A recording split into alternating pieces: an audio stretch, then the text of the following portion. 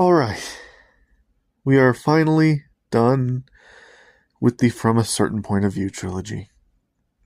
These books are a slog to try to get through one after the other. So many short stories, all of which are like just little introductions, trying to get you into a story, and then you're immediately whipped out into a different story. And then the tonal whiplash is wild at times. You'll go from a nice heartwarming story to a more tragic, sad story to a silly story. Each one of these has perspectives from different random ass characters, of course. But specifically, sometimes they're going to use a story to reintroduce a character that was made not canon.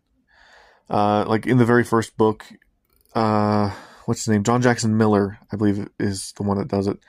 He reintroduces Old One-Eye. He takes the opportunity to take a character from the Kenobi novel, and he's like, it's canon now.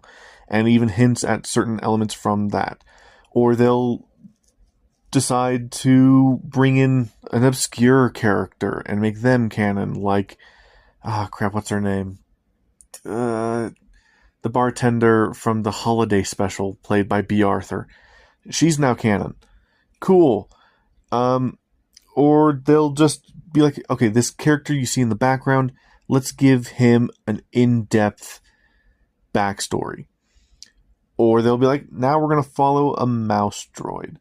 Or now we're going to, like in this one, we're going to follow the Sarlacc pit.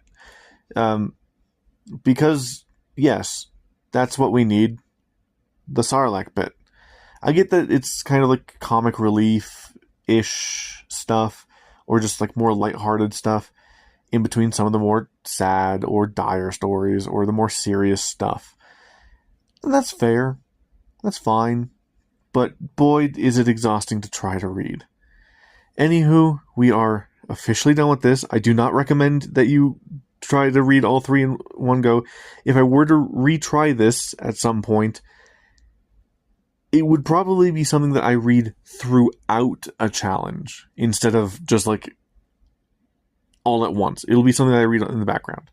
Anyway, with that said, we can finally move on to something else with The Invincible by Stanislaw Lem. Let's get started.